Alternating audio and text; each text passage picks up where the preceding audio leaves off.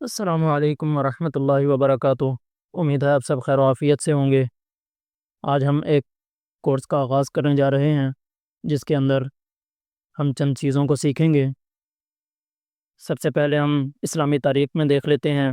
اسلامی تاریخ میں ہم امام شافعی رحمہ اللہ کے بارے میں آج پڑھیں گے، جن کا نام تھا امام محمد بن ادریس شافعی رحمہ اللہ۔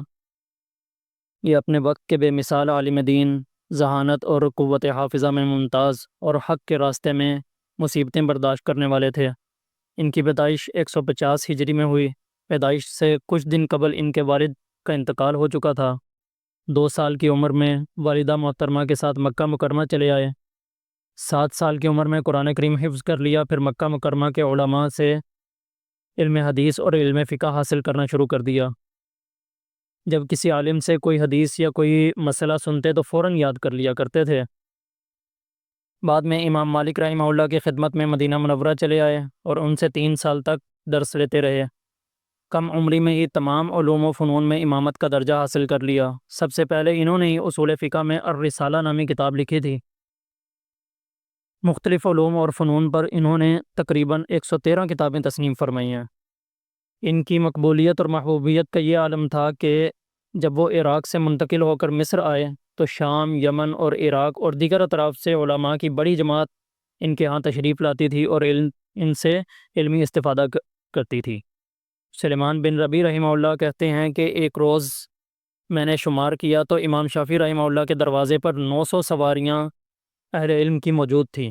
مصر میں ہی تقریباً 54 سال کی عمر میں 30 رجب کو 204 ہجری میں بعد نماز مغرب وفات پائی اور بروز جمعہ بعد نماز عصر تدفین عمل میں آئی۔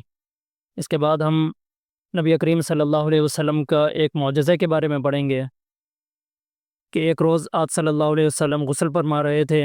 اسی دوران آپ صلی اللہ علیہ وسلم کی ربیبہ بیٹی زینب بنت ابی سلمہ رضی اللہ تعالی عنہا تشریف لائیں۔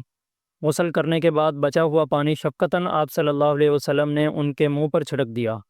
اس کا اثر یہ ہوا کہ حضرت زینب رضی اللہ تعالی عنہا کے چہرے پر بڑھاپے تک جوانی کی تازگی باقی رہی۔ یہ بات یاد رکھیے کہ بیوی کے پہلے شوہر کی بیٹی کو ربیبہ کہتے ہیں۔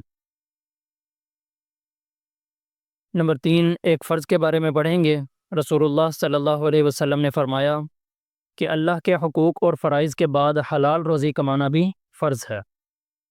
نمبر 4، ایک سنت کے بارے میں پڑھیں گے کہ لکنت کو کیسے دور کیا جائے، یہ جو ہکلا پن ہوتا ہے اس کو کیسے دور کیا جائے۔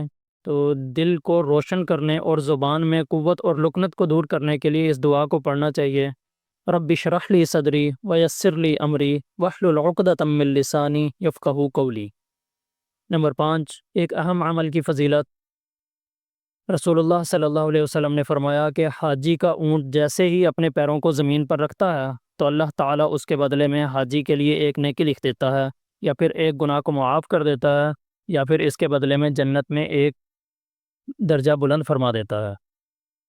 نمبر 6، ایک گناہ کے بارے میں قرآن کریم میں اللہ تعالیٰ فرماتے ہیں کہ بے شک جو لوگ کافر ہو گئے انہوں نے اوروں کو بھی اللہ کے راستے سے روکا اور ہدایت ظاہر کرنے کے بعد اللہ تعالیٰ کے رسول کی مخالفت کی، تو یہ لوگ اللہ تعالیٰ کے دین کو ذرا بھی نقصان نہیں پہنچا سکیں گے۔ اللہ تعالیٰ ان کے تمام اعمال کو برباد کر دے گا۔ نمبر 7، دنیا کے بارے میں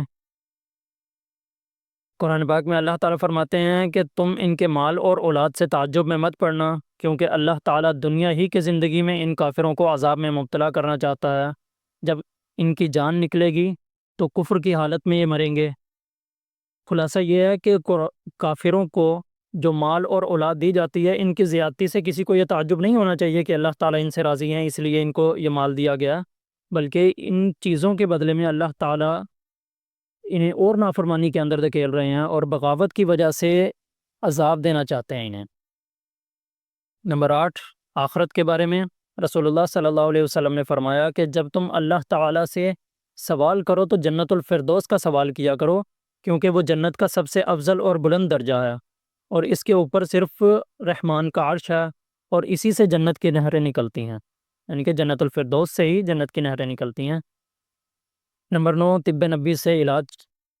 حضرت طلحہ رضی اللہ تعالیٰ عنہ فرماتے ہیں کہ میں رسول اللہ صلی اللہ علیہ وسلم کی خدمت میں حاضر ہوا تو آپ صلی اللہ علیہ وسلم کے مبارک ہاتھ میں صفر جل، یہ ایک پھل ہوتا ہے ناشپاتی کی طرح کا، وہ آپ صلی اللہ علیہ وسلم کے ہاتھ میں موجود تھا۔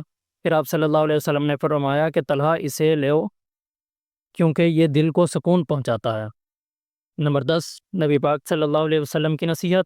رسول اللہ صلی اللہ علیہ وسلم نے فرمایا، آدمی دوسرے آدمی کا اور عورت دوسری عورت کا سطر نہ دیکھے، اور دو مرد ایک ساتھ اور دو عورتیں ایک ساتھ ایک ہی لحاف میں نہ بیٹھیں، یعنی کہ ایک ہی چادر کے اندر انہیں نہیں ہونا چاہیے۔